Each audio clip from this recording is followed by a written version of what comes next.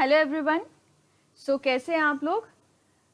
आज हम लोग एक बहुत ही इम्पॉर्टेंट टर्म के बारे में सीखने वाले हैं। जैसे कि आप लोग टाइटल देख पा रहे होंगे, what is banking in highway engineering, या फिर सिविल इंजीनियरिंग में हम बैंकिंग टर्म किसके लिए यूज करते हैं।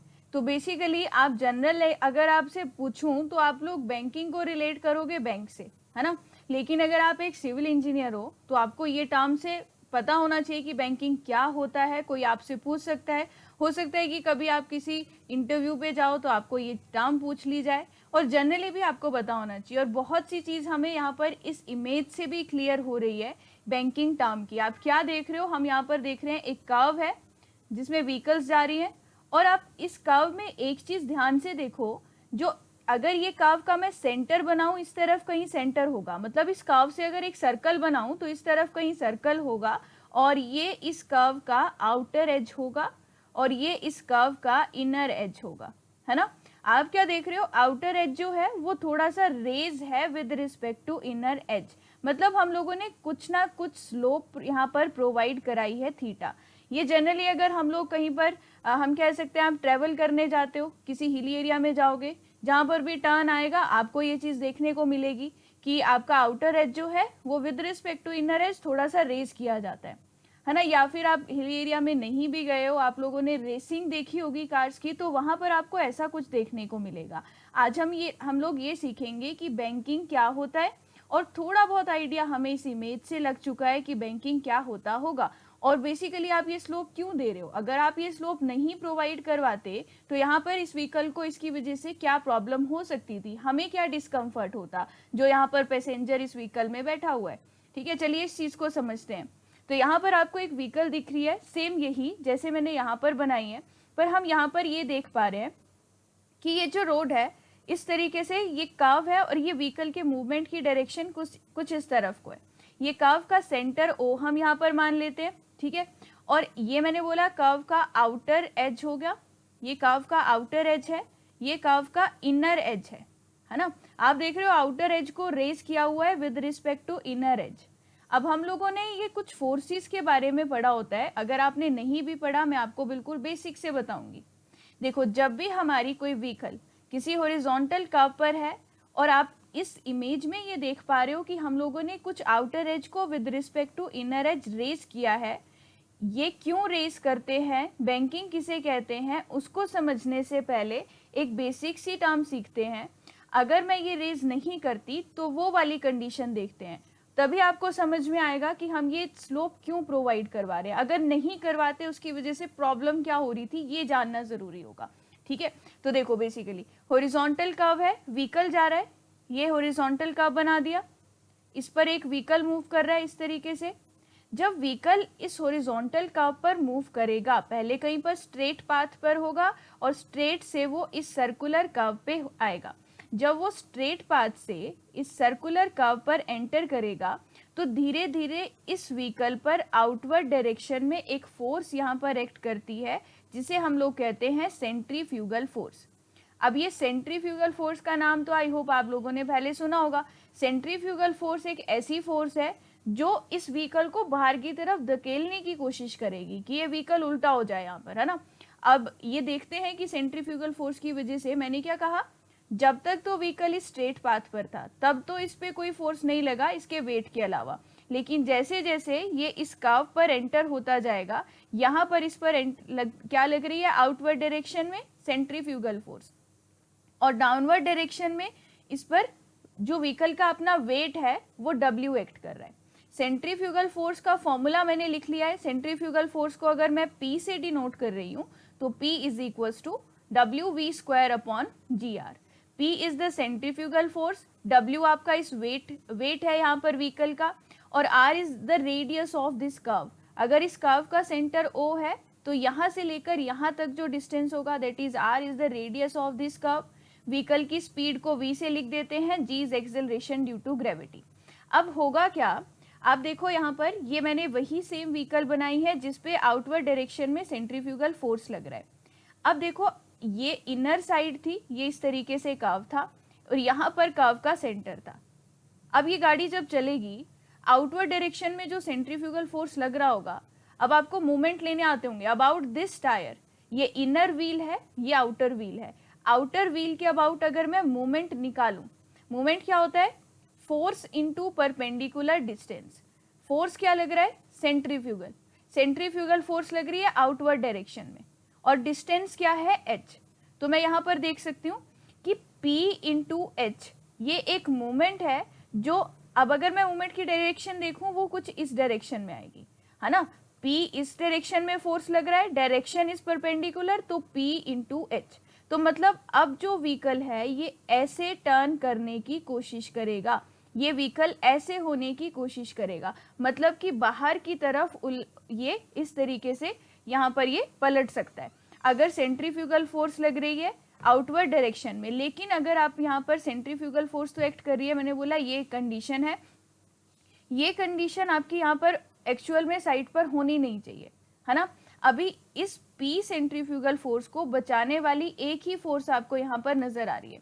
इस P सेंट्रीफ्यूगल फोर्स को जो रेजिस्ट कर रही है वो गाड़ी का अपना वेट है, W डायरेक्शन में जो एक्ट कर रहा है। आपने एक मोमेंट यहाँ पर निकाला, जो आपने मोमेंट यहाँ पर निकाला that is P multiply by H, और आपने देखा इस मोमेंट की डायरेक्शन इस तरफ को है और ये व्हीकल को ऐसी डायरेक्शन में घुमाने की कोशिश करेगा। अब इसको रेजिस्ट कौन कर रहा है, व्हीकल का अपना वेट जो डाउनवर्ड डायरेक्शन में लग रहा है। अब व्हीकल का जो वेट है, अब वो इसको कैसे बचाने की कोशिश कर रहा है। अगर मैं मोमेंट निकालूं तो फोर्स इज वेट, ये फोर्स है, और डिस्टेंस आउटर व्हील तक इज b/2। मैंने ये माना है कि आउटर और इनर व्हील का centre to centre distance is b, तो ये मैंने b/2 डिस्टेंस लिया, w इंटू b/2। अब ये वेट की वजह से जो मोमेंट यहाँ पर जनरेट हुआ उसकी डायरेक्शन ये थी। इसका मतलब मैं क्या बोल सकती हूँ कि जब तक आपका P into H equals to है W इंटू b/2 के, आपका व्हीकल ओवरटर्न नहीं करेगा, है ना। जब तक आपका overturning movement is P into H, जो इस व्हीकल को ओवरटर्न करने की कोशिश कर रहा है, जब ये W इंटू b/2 के बराबर होगा तो व्हीकल ओवरटर्न नहीं हो रही है। यहाँ पर W वेट ऑफ व्हीकल है, V is the speed of vehicle, R radius है, P सेंट्रीफ्यूगल फोर्स है, H क्या है, height of centre of gravity of vehicle above the road level, है ना। अब मैंने क्या कहा कि जब तक P into H equals to W into b/2 के है, वो एक क्रिटिकल कंडीशन आ जाएगी कि आपका जो व्हीकल है वो ओवरटर्न ना करे। और जैसे ही ओवरटर्निंग मूवमेंट ज्यादा हो जाएगा, P इंटू एच अगर ज्यादा हो जाता है W इंटू b/2 के, तो ये व्हीकल जो है ये इस तरीके से ओवरटर्न कर जाएगा, जो कि आप नहीं चाहते हो। अभी इस ओवरटर्निंग को रेजिस्ट करने वाली हमारे पास एक ही चीज है, वो है व्हीकल का वेट। आपको एक ऐसा कंपोनेंट इंट्रोड्यूस करवाना है, अगर P इस डायरेक्शन में लग रहा है तो इसकी ऑपोजिट डायरेक्शन में एक ऐसी फोर्स यहाँ पर लगे जो इस P को रेजिस्ट करे। अगर P इस डायरेक्शन में लग रहा है तो एक फोर्स ऐसी आए जो इसके ऑपोजिट डायरेक्शन में लगे कि व्हीकल ओवरटर्न ना करे, मैं उसको यहाँ पर इंट्रोड्यूस करवाना चाहती हूँ। तो पहली चीज आपको ये पता लगी कि ओवरटर्निंग ना हो, उसके लिए कंडीशन आ गई कि P/W b/2h से कम होना चाहिए। W वेट इस तरफ ले आई और H को उस तरफ ले गए, तो यहाँ पर एक इक्वेशन बन जाती है। अब एक तो मैंने बोल दिया कि आपका सेंट्रीफ्यूगल फोर्स को बचाने वाला है यहाँ पर वेट। दूसरी चीज क्या है, दूसरी चीज हमारी, हम लोग यहाँ पर कह सकते हैं ये जो व्हीकल है, व्हीकल के व्हील और जो पेवमेंट है ना, ये पेवमेंट है या फिर रोड जिसको आप बोल सकते हो, ये व्हीकल का व्हील है। व्हील और पेवमेंट के बीच में जो फ्रिक्शन लग रहा है, अगर आउटवर्ड डायरेक्शन में फोर्स लग रही है व्हीकल को बाहर ओवरटर्न करने की, इसके ऑपोजिट डायरेक्शन में फ्रिक्शनल फोर्सेस एक्ट कर रही हैं FA और FB। इनवर्ट साइड, अंदर वाली साइड को इसके ऑपोजिट डायरेक्शन में, मतलब ये जो frictional force FA plus FB है, ये भी रेजिस्ट करने में हेल्प कर रही हैं इस जो आपका सेंट्रीफ्यूगल फोर्स आउटवर्ड डायरेक्शन में लग रहा था। अब अगर आपके पास फ्रिक्शनल फोर्स यहाँ पर रेजिस्ट नहीं करती तो क्या केस बनता। आपने ये तो देख लिया कि वेट की वजह से ओवरटर्न होने के चांसेस कम हो रहे हैं, जो सिर्फ एक वेट ऐसा कंपोनेंट है जिसकी वजह से व्हीकल ओवरटर्न नहीं हो रहा। अब फ्रिक्शन की वजह से स्किडिंग नहीं हो रही। स्किड मतलब गाड़ी घिसती हुई, गाड़ी घिसती हुई इस डायरेक्शन की तरफ जाए। अगर ये फ्रिक्शनल फोर्स अंदर की तरफ जो लग रहा था इनवर्ट डायरेक्शन में, ये कम हो जाए और P ज़्यादा हो जाए तो गाड़ी के टायर क्या होंगे, घिसते हुए बाहर की तरफ जाएंगे। यहाँ बात करी मैंने ओवरटर्न होने की, यहाँ बात कर रही हूँ व्हीकल के व्हील के घिसने की, जिसको मैं बोल रही हूँ स्किड करते हुए जाना। कि स्किडिंग ना हो तो आपका centrifugal force equals to F A plus F B के अगर बराबर है, या सेंट्रीफ्यूगल फोर्स कम है F A plus F B के, तो आप क्या बोल सकते हो कि इस केस में स्किडिंग भी नहीं होगी, ट्रांसवर्स स्किडिंग भी नहीं होगी। ठीक है, और फ्रिक्शनल फोर्स को F is the coefficient of friction into normal reaction R A और आर बी करके लिख सकते हो। यहाँ पर नॉर्मल रिएक्शन देखे आपका एक आर ए और आर बी दो नॉर्मल रिएक्शन दो व्हील्स पर लग रहे हैं, और एक ही नॉर्मल डायरेक्शन में फोर्स है, वो है आपका वेट। तो R A plus R B किसके बराबर होगा, वेट के बराबर। ठीक है, तो P upon W less than equals to F। अब आपने एक चीज नोटिस करी होगी कि यहाँ पर अगर एक कंपोनेंट में ऐसा इंट्रोड्यूस करवा दूं, P बाहर की तरफ लग रहा था, W डाउनवर्ड डायरेक्शन में लग रहा था, और ओवर टर्निंग मूवमेंट यहाँ पर जनरेट हो रही है, बाई चांस गलती से P इंटू एच अगर ज्यादा हो जाता है W इंटू बी बाई 2 से, तो व्हीकल ओवरटर्न कर जाएगा, और मुझे ऐसा होने नहीं देना है। इसीलिए अब हम लोग क्या कर रहे हैं, अपने आप इस डायग्राम में देखो, आउटर एज को रेस करवा रहे हैं with respect to inner edge किसी एंगल थीटा से। ये आपका क्या था, रोड की विड्थ थी। अगर ये रोड की विड्थ तो टोटल W है, तो किसी एंगल थीटा से मैं यहाँ पर इसको आप देख रहे हो आउटर एज को रेस करवाया with respect to inner edge. जो आप ये एलिवेशन दे रहे हो, जो यहाँ पर कि आपका व्हीकल ना ओवरटर्न करे और ना ही उसमें स्किडिंग हो, उन दोनों के इफेक्ट को रिड्यूस करने के लिए, इन दोनों के इफेक्ट को रिड्यूस करने के लिए आपने क्या किया, एक ट्रांसवर्स स्लोप यहाँ पर प्रोवाइड करवा दी। और इसी स्लोप को हम लोग सुपर एलिवेशन भी बोलते हैं, इसी स्लोप को हम कैंट भी बोलते हैं, और इसी टर्म को हम बैंकिंग भी बोलते हैं। जो हम आउटर एज को रेस करवा रहे हैं with respect to inner edge, यही सेम टर्म हमारी क्या कहलाती है, सुपर एलिवेशन, जिसको हम स्मॉल ई से डिनोट करेंगे। मेन पर्पस क्या है, ना ही ओवरटर्निंग हो और ना ही हमारा व्हीकल यहाँ पर ट्रांसफर स्किड होता हुआ जाए, क्योंकि अभी हमारे पास सिर्फ एक वेट ऐसा कंपोनेंट था जो रेजिस्ट कर रहा था। तो हम अपनी सेफ्टी देखना चाहते हैं व्हीकल की, हम एक और कंपोनेंट यहाँ पर इंट्रोड्यूस करवाएंगे इस एंगल थीटा की हेल्प से। आप थोड़ा सा ध्यान से देखना, अब ये एंगल थीटा मैंने इंट्रोड्यूस करवाया, तो आप देख रहे हो ये टोटल B अगर विड्थ ऑफ रोड था, आपने H हाइट यहाँ पर रेस करवाई, तो tangent theta is equals to perpendicular upon base. इसी को सुपर एलिवेशन बोल रहे हो कि आउटर एज कितना रेस करवा रहे हो with respect to inner edge. अगर मैं आउटर एज यहाँ पर रेस करवाती हूँ, W डायरेक्शन में डाउनवर्ड वेट एक्ट कर रहा था, ये एंगल जितना थीटा होगा उतना ही एंगल यहाँ पर भी थीटा बनेगा, और ये सेंट्रीफ्यूगल फोर्स हॉरिजॉन्टल एक्ट करेगी। याद रखना, इसको थीटा में मत बनाना, थीटा एंगल पे ये हॉरिजॉन्टल ही एक्ट कर रही है। अब इस P को मैंने दो कंपोनेंट्स में रिजॉल्व किया, एक P cos थीटा और एक डाउनवर्ड डायरेक्शन में आपका आएगा P sin थीटा। ठीक है, एक P sin थीटा और एक P cos थीटा, ये वाला कंपोनेंट आ जाएगा P sin थीटा। सिमिलरली अगर किसी थीटा एंगल पर इंक्लाइन कर चुकी हूँ इस चीज को, जो आपका ये रोड है इसको थीटा एंगल पर इंक्लाइन किया, जिसको मैंने सुपर एलिवेशन बोला, जिसको बैंकिंग कहा, और इसी टर्म को कैंट कहते हैं।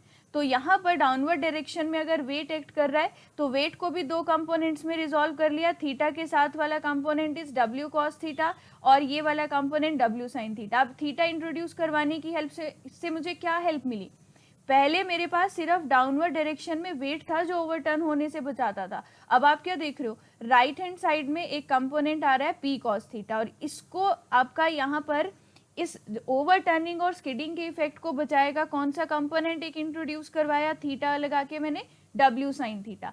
वेट तो डाउनवर्ड डायरेक्शन में लग ही रहा है, लेकिन एक ऑपोजिट डायरेक्शन में एक और कंपोनेंट इंट्रोड्यूस करवा दिया W sin थीटा, जो कि इस व्हीकल को ओवरटर्न स्किडिंग होने से बचाए। अब आपको फिर यहाँ पर बोल रही हूँ, यहाँ व्हीकल के व्हील और रोड के बीच जो फ्रिक्शन एक्ट कर रहा है FA, जो सेकेंड व्हील के बीच, और इसको B व्हील मान लो, इसको A मान लो, तो FA और FB फ्रिक्शनल फोर्सेस लग रही है। अब क्या करोगे, जितनी भी यहाँ पर फोर्सेस है इन सभी को, जो राइट हैंड साइड वाली फोर्सेस और लेफ्ट हैंड साइड वाली को इक्वेट कर दो, है ना। तो हम लिख सकते हैं P cos theta is equals to W sin theta plus FA plus FB, right hand side वाली P cos थीटा हॉरिजॉन्टल, और ये इस जो लेफ्ट साइड को लग रही है W sin थीटा, मैंने इक्विलिब्रियम मानकर सभी फोर्सेस को इक्वेट कर दिया। फ्रिक्शनल फोर्स किसके बराबर होती है, coefficient of friction into normal reaction, तो RA प्लस RB लिख दिया।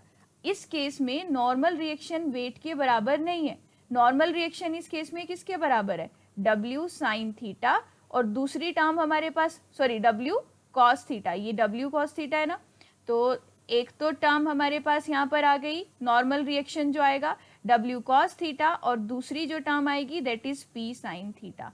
तो मैंने नॉर्मल रिएक्शन को W cos थीटा और P sin थीटा से रिप्लेस कर दिया। P अपॉन W, आप इस पूरी इक्वेशन को P cos theta, W sin theta, F W cos theta plus P sin theta को, पूरी इक्वेशन को W cos थीटा से डिवाइड कर दीजिए। डिवाइड करने के बाद थोड़ा सा आपने इस इक्वेशन में जो सेम टर्म्स थी उनको एक तरफ ले आए, और ये इस फॉर्म में बन गई P upon W tan theta plus F upon 1 minus F tangent theta. ठीक है, अब मैंने क्या माना कि जो थीटा था जिस एंगल से आप रेस कर रहे हो, क्योंकि बहुत ज़्यादा भी नहीं कर सकते, ये हमारी मर्जी नहीं चलती कि कितने भी मर्जी एंगल पे आपने इसको रेस कर लिया। इसके लिए भी IRC ने स्टैंडर्ड दे रखा है कि किस एरिया में कितना आउटर एज आपको रेस करना पड़ेगा with respect to inner edge. तो थीटा जब आपका बहुत ज़्यादा स्मॉल है इस केस में, तो मैंने एक रिलेशन यहाँ पर, एक जनरल इक्वेशन बनानी थी, फंडामेंटल इक्वेशन बनानी थी, जहाँ से हम लोग सुपर एलिवेशन कितना देना है या केंट कितना प्रोवाइड करवाना है वो निकाल सके। तो आप देख रहे हो ये जो टेंजेंट थीटा था, आउटर एज को रेस करना with respect to inner edge, इसी टर्म को मैंने क्या कहा था, सुपर एलिवेशन। इस टेंजेंट थीटा को मैं E से रिप्लेस कर रही हूँ, और हम E से ही डिनोट करते हैं जितना हम सुपर एलिवेशन प्रोवाइड करवा रहे हैं, स्मॉल लेटर E से, और इसी को हम केंट भी कहते हैं, और इसी टर्म को हम बैंकिंग भी कहते हैं। सो P upon W E plus F upon 1 minus EF। Generally इसकी जो फंडामेंटल इक्वेशन है ये डेराइव करने के लिए E और F को अगर आप मल्टीप्लाई करोगे, जो इनकी स्टैंडर्ड IRC ने वैल्यूज दे रखी हैं, उन दोनों को पुट करके अगर वैल्यूज पुट करते हो यहाँ पर इस इक्वेशन में, तो ये बहुत कम आती है। तो हम बेसिकली इस डिनोमिनेटर को निग्लेक्ट कर देते हैं। तो P upon W E plus F, ये रिलेशन हमारे पास फाइनल आ गया। और आपने अभी देखा था P अपॉन W किसके बराबर आया था हमारे पास, इससे पहले ऑलरेडी हम लोग निकाल चुके हैं कि P जो है हमारा, ये देखो P centrifugal force, W denominator में लाओ, P upon W is V square upon GR। तो यहाँ से मैं क्या लिख सकती हूँ, E plus F is V square upon GR। मतलब अगर आपको सुपर एलिवेशन निकालनी है तो आप कैसे फाइंड आउट कर सकते हो, कोएफिशिएंट ऑफ फ्रिक्शन आपको पता होना चाहिए किन किन के बीच में, जो आपका पेवमेंट है और जो व्हीकल का व्हील है उन दो के बीच में। V आपका व्हीकल जिस स्पीड से चल रहा होगा इन मीटर पर सेकेंड, R आपका रेडियस ऑफ कर्व होगा इन मीटर्स। तो फंडामेंटल इक्वेशन हॉरिजॉन्टल कर्व पर आपको सुपर एलिवेशन डिजाइन करने के लिए कोई पूछता है तो वो होती है E plus F V square upon GR, जहाँ पर स्पीड जो हम लोग पुट कर रहे हैं वो मीटर पर सेकेंड में कर रहे हैं। आई होप आपको समझ में आया होगा कि क्यों हम सुपर एलिवेशन प्रोवाइड करवा रहे हैं या फिर केंट प्रोवाइड करवा रहे हैं, ताकि हमारे पास जो दो फोर्सेस हैं जो इस व्हीकल को ओवरटर्न और स्किड करवा सकती है, उनको जो आप रिड्यूस करने के चांसेस, या फिर हम बोल सकते हैं उनको काउंटरएक्ट करने के लिए हमने एक और कंपोनेंट यहाँ पर ऑपोजिट डायरेक्शन में इंट्रोड्यूस करवाया। किसकी हेल्प से इंट्रोड्यूस करवाया, इस थीटा एंगल की हेल्प से, जिसको हमने केंट या फिर बैंकिंग बोला। ठीक है, तो आई होप जो आपको आज बताया मैंने वो चीज़ समझ में आई होगी कि केंट या बैंकिंग क्या होता है। वीडियो अच्छी लगी हो तो लाइक ज़रूर कीजिए और चैनल को सब्सक्राइब ज़रूर करना ऐसी ही और वीडियोस के लिए। Thank you everyone.